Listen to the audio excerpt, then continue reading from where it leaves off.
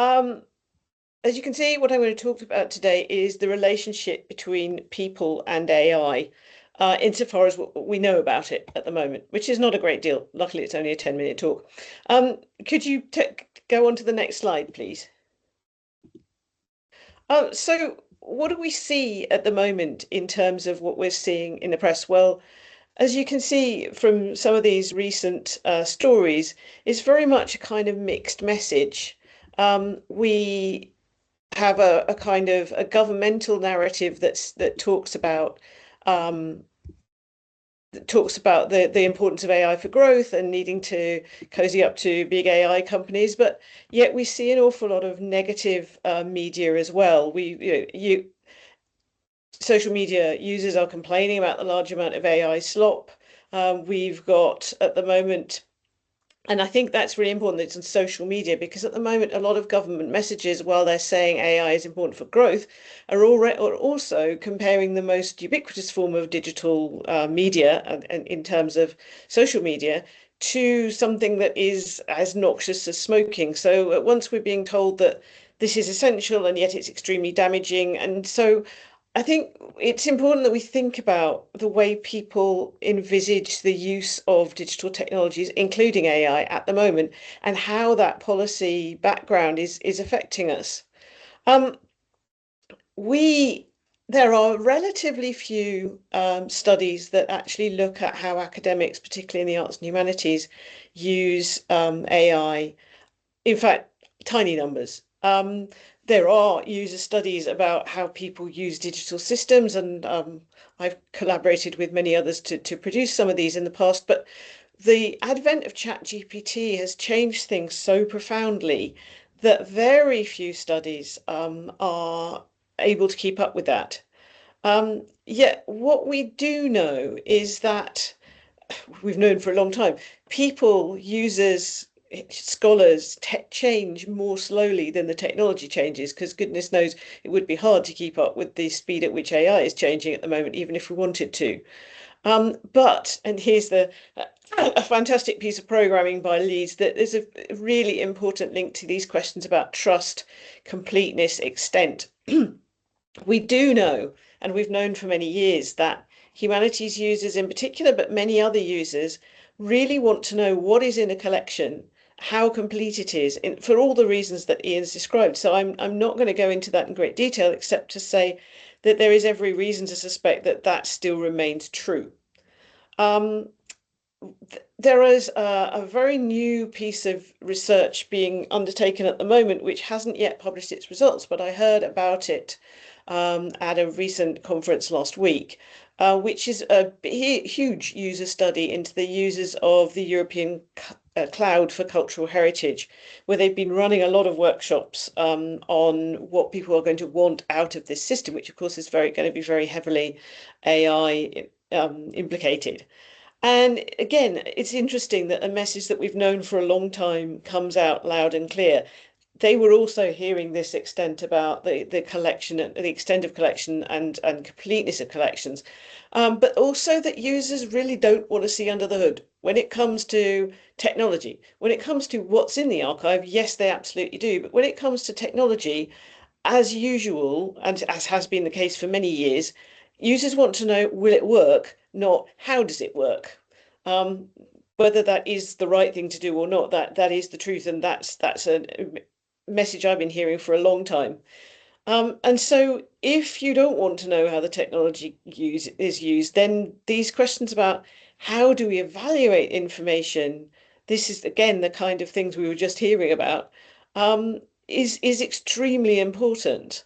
Um, in terms of making our methods visible, one of the things we get from collaborating with scientists is to think about exactly what methods are we using, exactly are they replicable, exactly what sample choice did we make, etc. So that those questions about evaluating the quality of information is likely to be just as critical as ever. Um,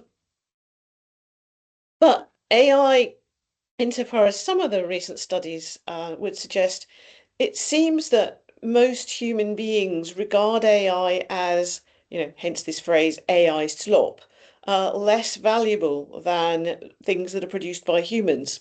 So there's a what's now become quite a famous recent study done about 18 months to 2 years ago, um, where a group looked at poetry and they presented various poems to their human sample, and they asked them to rate them in terms of are these good poems or did you enjoy them?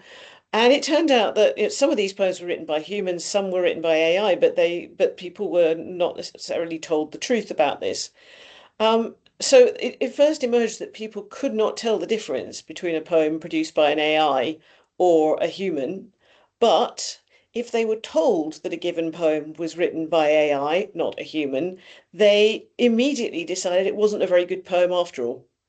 So here we have this sense of we tend to want to we don't the issues of trust. Is it because we don't trust the AI? Is it because we don't rate it highly?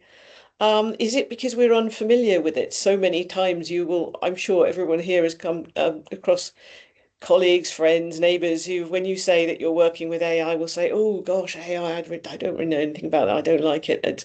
It worries me." So there's a lot of questions about trust and lack of trust going on here. But one of the things I do find absolutely fascinating is that I think there's only one study of digital humanities users of AI at the moment. And one of the things that they talk about is how, rather surprisingly, one of the major uses of AI is to bounce ideas off the AI. In other words, trying out new research ideas and testing them out with a generative AI chatbot in the way that they would previously perhaps have done that with a trusted colleague, or perhaps not at all, in the sense that when people are working in single scholar mode, they may not have trusted any colleagues. They may trust the AI more than their colleague in doing this. And just for the remainder of the talk, I just want to think about why that might be. It's something that Kazuo Ishiguro foresaw in his novel Clara and the Sun, which is published in only in 2001, just shortly before generative AI chatbots really hit us. And in that, he imagines the relationship between an AI-driven robot and a young girl. And the novel is narrated in the first person through, as it were, the perception of Clara, who is the robot. This is just a kind of little quote here from buying the robot in a store like you would buy a phone, only it becomes her friend. Um, and this is that one of these aspects that actually is studied quite a lot in terms of AI and users. A lot of people are interested in this relationship between humans and AIs.